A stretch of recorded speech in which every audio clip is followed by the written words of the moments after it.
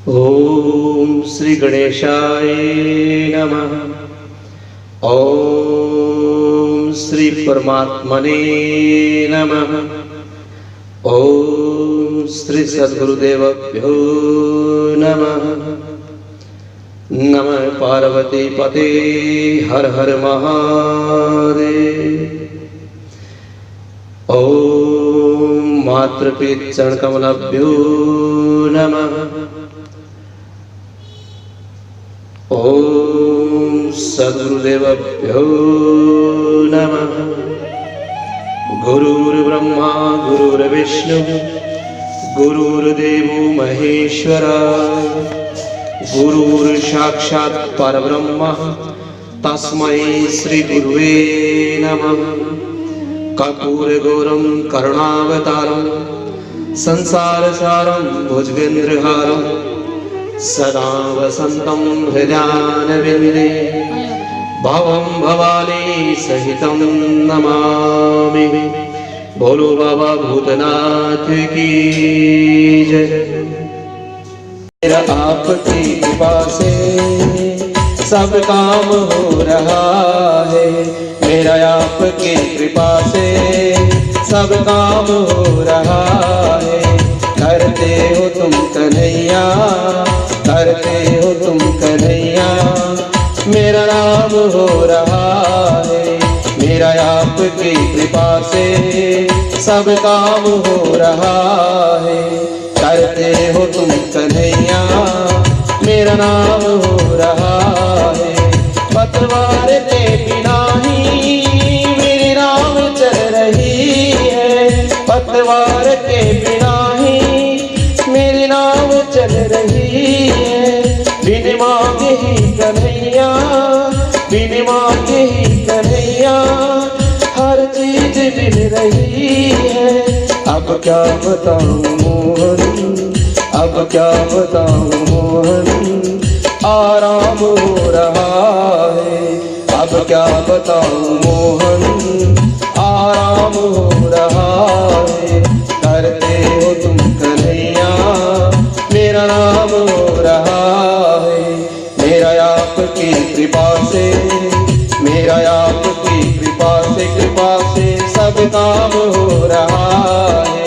करते हो तुम कन्हैया, सब काम हो रहा है। करते हो तुम कन्हैया, मेरा नाम हो रहा है। मेरी जिंदगी में तुम हो, मेरी जिंदगी में तुम हो, किस बात की कमी है। मेरी जिंदगी में तुम हो, किस बात की कमी है। मुझे और अब किसी की, मुझे और अब किसी की परवाह भी नहीं है। मुझे और अब किसी की परवाह भी नहीं है। तेरी बदौलतों से, तेरी बदौलतों से सब काम हो रहा है। तेरी बदौलतों से सब काम हो रहा है। करते हो तुम कन्हैया, करते हो तुम कन्हैया, मेरा नाम हो रहा है। मेरी जिंदगी में तुम हो, मेरी जिंदगी में तुम हो, किस बात की कमी है। मेरी जिंदगी में तुम हो, किस बात की कमी है। मुझे और अब किसी की परवाह भी नहीं है। मुझे और अब किसी की परवाह भी नहीं है। तेरी बदौलतों से, तेरी बदौलतों से सब काम हो रहा है। तेरी बदौलतों से सब काम हो रहा है। मेरा आपकी कृपा से, मेरा आपकी कृपा से सब काम हो रहा है। मेरा आपकी कृपा से सब काम हो रहा है। करते हो तुम कन्हैया, मेरा नाम हो रहा है। करते हो तुम कन्हैया, मेरा नाम हो रहा है। दुनिया दुनिया में होंगी लाखों, दुनिया में होंगी लाखों, तेरे जैसा कौन होगा।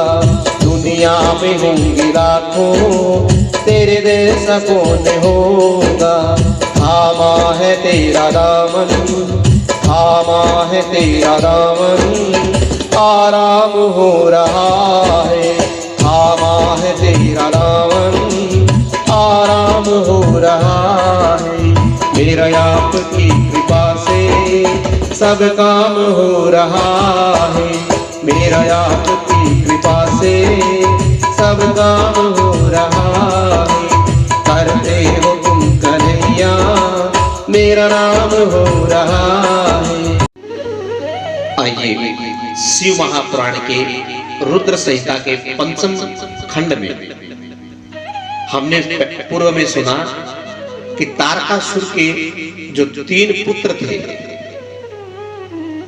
उन तीनों के भवनों को, नगरों को भगवान शिव ने अपने कोप से दग्ध कर दिया और तीनों को मार दिया। अब आगे की कथा वेदव्यास जी महाराज सनत कुमार जी को और 88,000 ऋषियों को सुना रहे हैं। वेदव्यास जी महाराज ने पूछा कि हे महाबुद्धिमान संत कुमार जी, आप तो ब्रह्मा के पुत्र हो और भगवान शिव के सबसे श्रेष्ठ भक्त हैं, अतः आप धन्य हैं। अब यह बतलाएं कि जब त्रिपुर दग्ध हो गया तो उस हो जाने की संपूर्ण देवताओं ने क्या किया और जो मैं था वो कहां गया। उन त्रिपुरा अध्यक्षों की क्या गति हुई। यदि यह वृतांत शंभु की कथा से संबंध रखने वाला है तो यह आप सब हमें विस्तार पूर्वक सुनाएं। सूत जी महाराज कहते हैं कि हे मुनि, व्यास जी का प्रश्न सुन करके सृष्टिकर्ता ब्रह्मा के पुत्र भगवान सनत कुमार शिव जी के युगल चरणों का स्मरण करते हुए कहने लगे कि हे व्यास जी महाराज, जब महेश्वर ने दैत्यों के खचाखच भरे हुए संपूर्ण त्रिपुर को भस्म कर दिया, तब सभी देवताओं को महान आश्चर्य हुआ। उस समय भगवान शंकर के महान भयंकर रौद्र रूप को, जो करोड़ों सूर्य के समान प्रकाशमान और प्रलयकालीन अग्नि की भांति तेजस्वी था तथा जिसके तेज से 10 दिशाएं प्रज्वलित दिखाई पड़ रही थी, देखने के साथ ही हिमाचल पुत्री पार्वती की ओर दृष्टिपात करके संपूर्ण देवता भयभीत हो गए। तब मुख्य मुख्य देवता विनम्र होकर के सामने खड़े हो गए। इस अवसर पर बड़े बड़े ऋषि भी देवताओं की वाहिनी को भयभीत देखकर खड़े ही रह गए, कुछ बोल ना सके। वे चारों ओर शंभु को प्रणाम करने लगे। तत्पश्चात ब्रह्मा जी शिव जी के इस रूप को देखकर भय से ग्रस्त हो गए।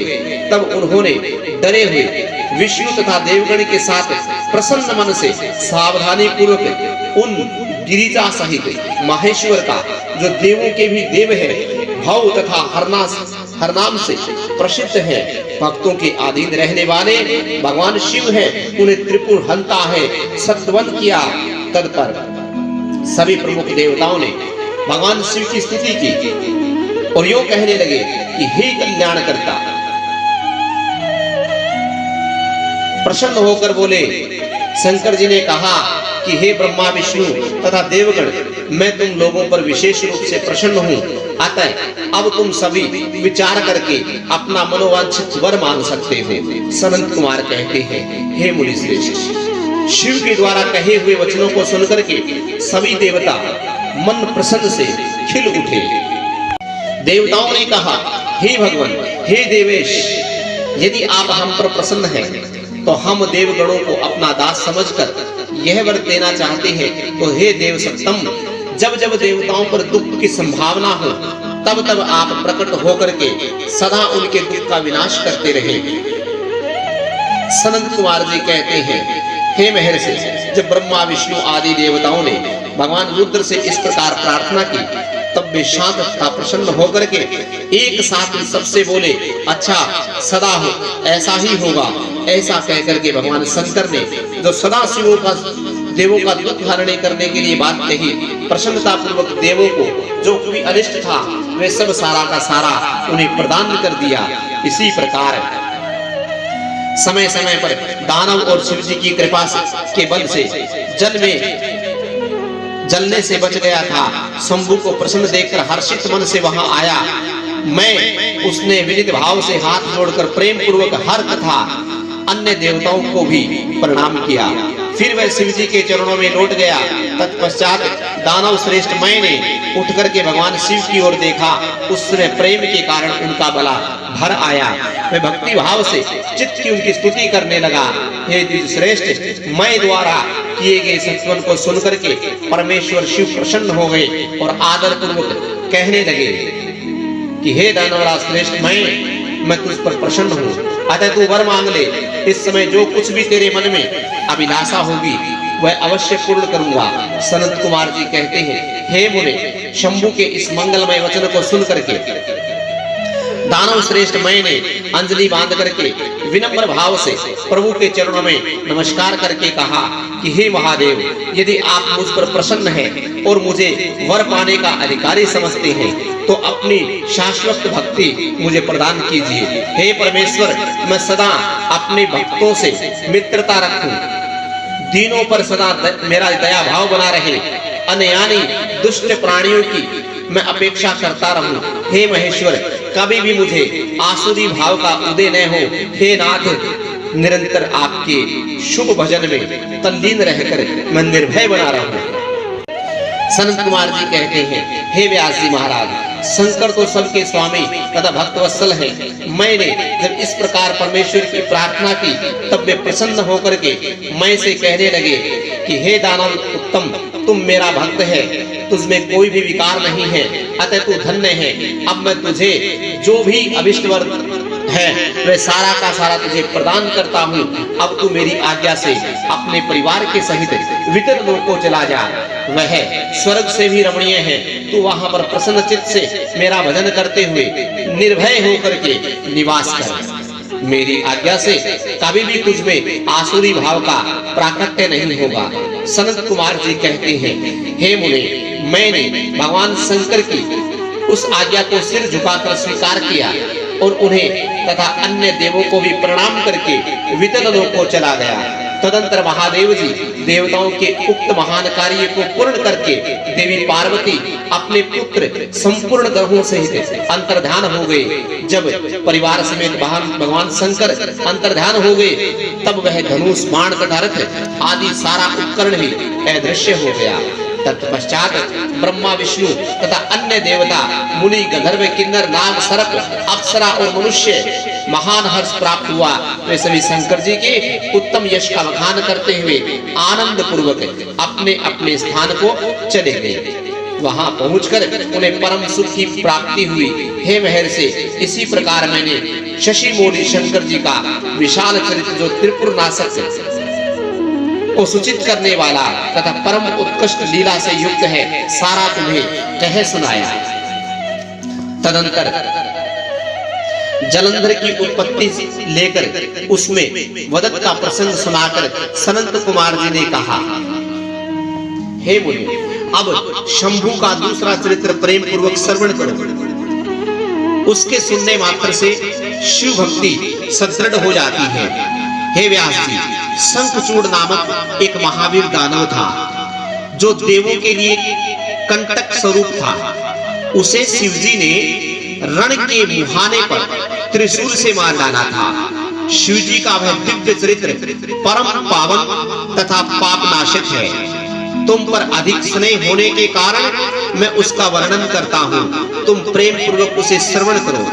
ब्रह्मा के पुत्र जो महर्षि मारीच थे, उनके पुत्र हुए कश्यप, ये मननशील, धर्मिष्ठ, सृष्टिकर्ता, विद्या संपन्न तथा प्रजापति थे। दक्ष ने प्रसन्न होकर के अपनी 13 कन्याओं का विवाह इनके साथ किया था। उनकी संतानों का इतना अधिक विस्तार हुआ कि उनका वर्णन करना बड़ा कठिन है। उन कश्यप पत्नियों में एक का नाम दनु था। वह श्रेष्ठ सुंदरी तथा महास्वरूपवती थी। उस साध्वी का सौभाग्य बहुत बड़ा हुआ था। हे मुने, उन दनु के बहुत से महाबली पुत्र उत्पन्न हुए। विस्तार भय से उनके नाम नहीं गिनाए जा सकते। उनके एक का नाम विप्रचित था, जो महान बल पराक्रम से संपन्न था। उसका पुत्र हुआ दंभ, जो जितेंद्रिय धार्मिक तथा विष्णु भक्त था। जब उसके कोई पुत्र नहीं हुआ, तब उस वीरता को चिंता के व्याप्त होने लगा। उसने शुक्राचार्य को गुरु बना करके उसमें श्री कृष्ण मंत्र प्राप्त किया और पुष्कर में जाकर के घोर तप करना प्रारंभ किया।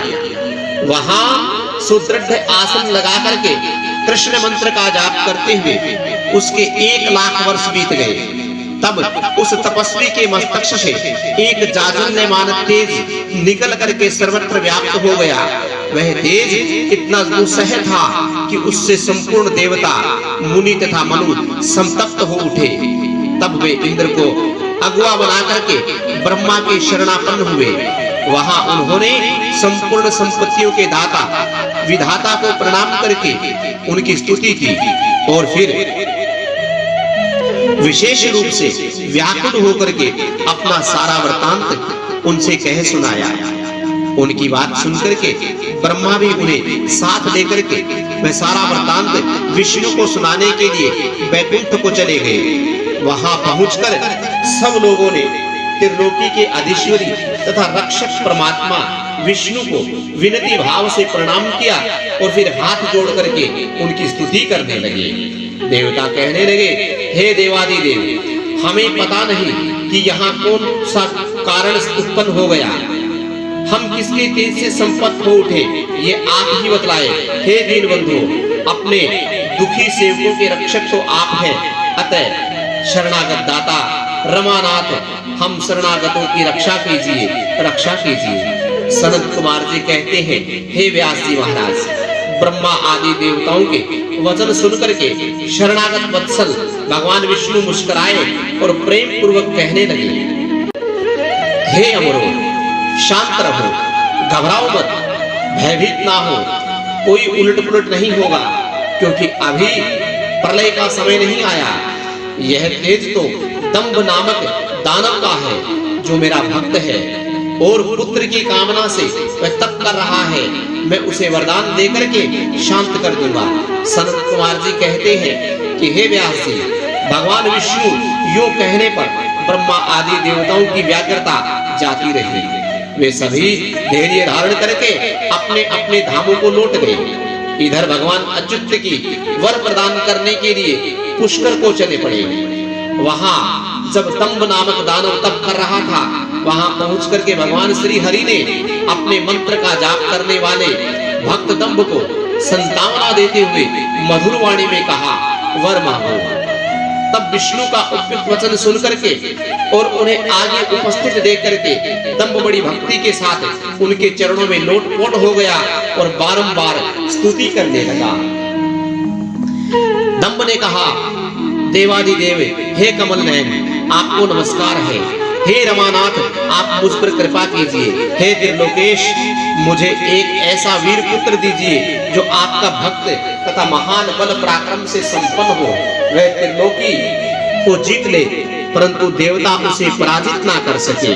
संत कुमार जी कहते हैं, हे व्यास जी महाराज, दानवराज दंभ के योग कहने पर भगवान श्री हरि ने उसे वर दे दिया और उस घोर तप से उसे निर्वृत्त करके स्वयं अंतर्ध्यान हो गए। दानवेंद्र दंभ की तपस्या सिद्ध हो चुकी थी, जिससे उसका मनोरथ पूर्ण हो गया। अतः वह भी श्री हरि के चले जाने के बाद उस दिशा को नमस्कार करके अपने घर को लौट आया।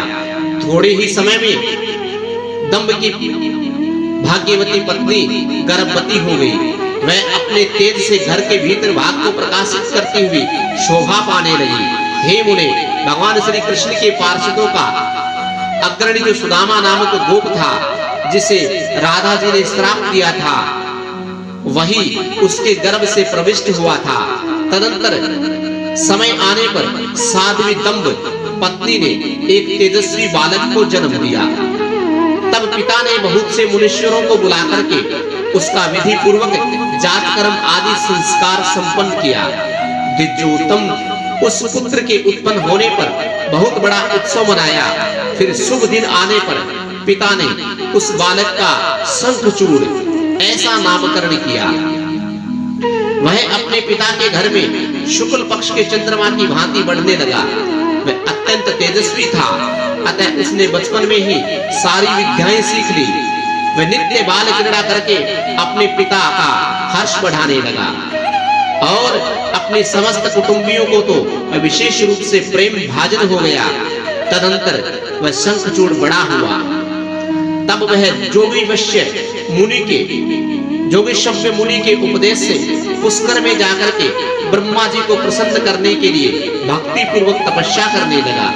उसी समय वह एकाग्र मन होकर के अपने इंद्रियों को काबू करके गुरु उपदिष्ट ब्रह्म विद्या का जाप करता रहा।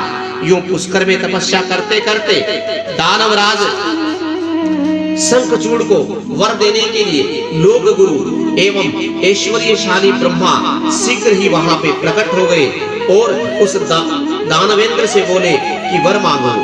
ब्रह्मा जी को देख करके उसने अत्यंत नम्रता से अभिवादन किया, फिर उत्तम वाणी से उनकी स्तुति की।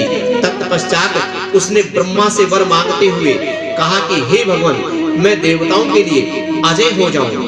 तब ब्रह्मा जी परम प्रसन्न होकर बोले तथास्तु, ऐसा ही होगा। फिर उन्होंने शंखचूड़ को वह दिव्य कृष्ण कवच प्रदान किया जो जगत के संपूर्ण मंगलों का भी मंगल है और सर्वत्र विजय प्रदान करने वाला है। तदंतर ब्रह्मा जी उसे आज्ञा दी कि तुम बद्री वन में जाओ, वहीं धर्मध्वज की कन्या तुलसी सकाम भाव से तपस्या कर रही है, तुम उसके साथ विवाह कर दो।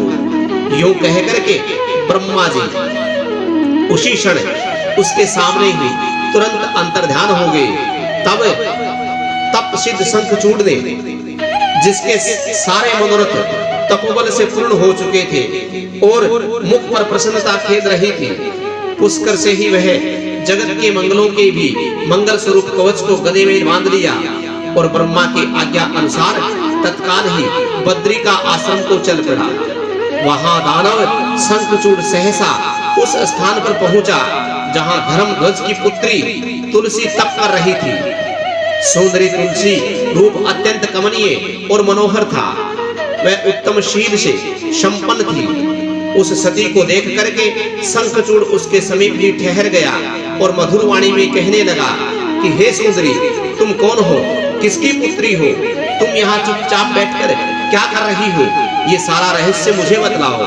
सनंद कुमार कहते हैं, हे व्यास जी महाराज, शंखचूड़ के ये सकाम वचन सुनकर के तुलसी ने उससे कहा, मैं धर्मध्वज की तपस्विनी कन्या हूँ और यहाँ तपोवन में तप कर रही हूँ। आप कौन है?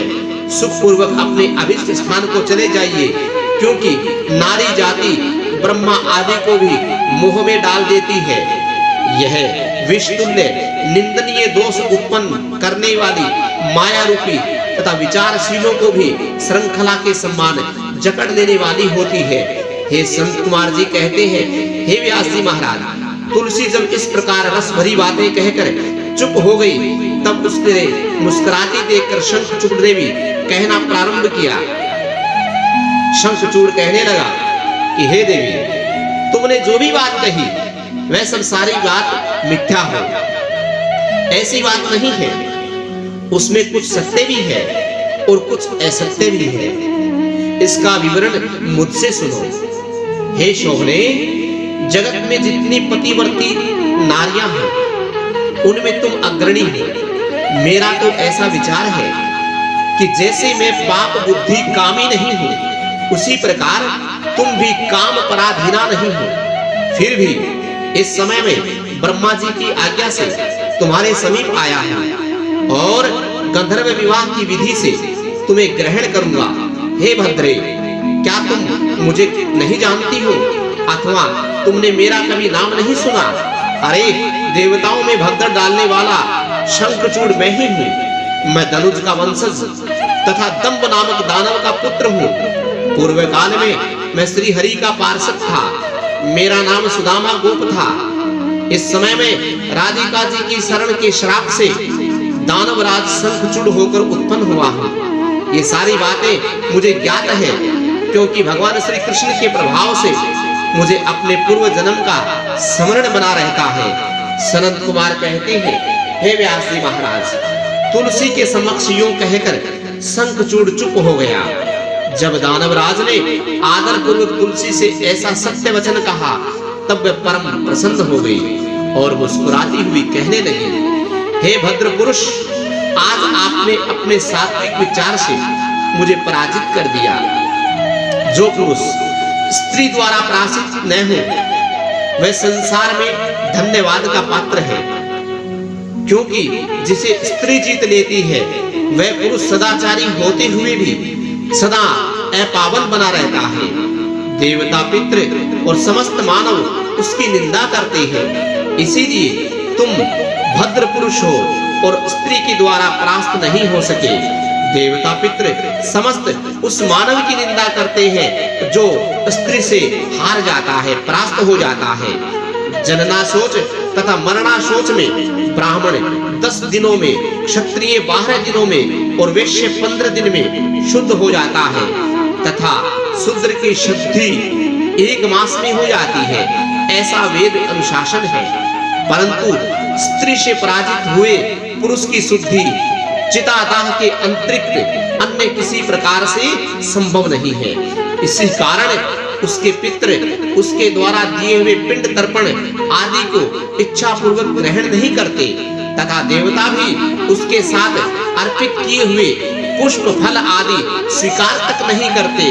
जो पुरुष स्त्री से पराजित हो जाता है, जिसका मन स्त्रियों के द्वारा आहत हो जाता है, उसके ज्ञान, उत्तम तप, जप, होम, पूजन, विद्या और दान से कोई लाभ नहीं है, अर्थात उसके ये सभी फल निष्फल हो जाते हैं। मैंने आपकी विद्या, प्रभाव और ज्ञान की जानकारी ले ली है, आपकी परीक्षा ली है, क्योंकि कामिनी को चाहिए कि वह अपने मनोनीत कांत की परीक्षा करके ही उसे पति रूप में वर्ण करे। सनत कुमार जी कहते हैं, हे व्यास जी महाराज, जिस समय तुलसी यो वार्तालाप कर रही थी, उसी समय सृष्टिकर्ता ब्रह्मा जी वहां पर आ पहुंचे और इस प्रकार कहने लगे कि हे शंखचूड़, तुम इसके साथ क्या व्यर्थ में वाद विवाद कर रहे हो? तुम गंधर्व विवाह विधि से इसका पानी ग्रहण करो, क्योंकि निश्चय ही तुम पुरुषों में रत्न हो और ये सती साध्वी नारियों में रत्न स्वरूपा है। ऐसी दशा में निपुण के साथ समागम गुणकारी होता है। फिर तुलसी और लक्ष्य करके कहने लगे, सती साध्वी तुलसी, तो ऐसा गुणवान कांत की क्या परीक्षा ले रही हो? यह तो देवताओं, असुरों, दानवों तथा मान मर्दन करने वाले हैं। हे सुंदरी, तो इसके साथ संपूर्ण लोकों में सर्वदा उत्तम स्थानों पर चिरकाल तक यथेष्ट व्यवहार कर। शरीर शांत होने पर यह पुनः गोलोक में श्री कृष्ण को ही प्राप्त होगा और इसकी मृत्यु हो जाने पर भी तू भी वैकुंठ में चतुर्भुज भगवान विष्णु को प्राप्त करेगी। सनत कुमार कहते हैं, हे मुने, इसी प्रकार आशीर्वाद देकर के ब्रह्मा जी अपने धाम को चले गए। तब दानव शंखचूड़ ने गंधर्व विवाह के साथ विधि सहित तुलसी का पानी ग्रहण किया। जो तुलसी के साथ विवाह करके वह अपने पिता को के स्थान पर चला गया और मनोरथ भाव से उस रमणी के साथ विहार करने लगा। आज की कथा शंखचूड़ और तुलसी जी की विवाह की कथा है। इसी के साथ बोलिए तुलसी मैया की जय, बोलिए लक्ष्मी नारायण भगवान की जय, बोलिए शिव महापुराण की जय।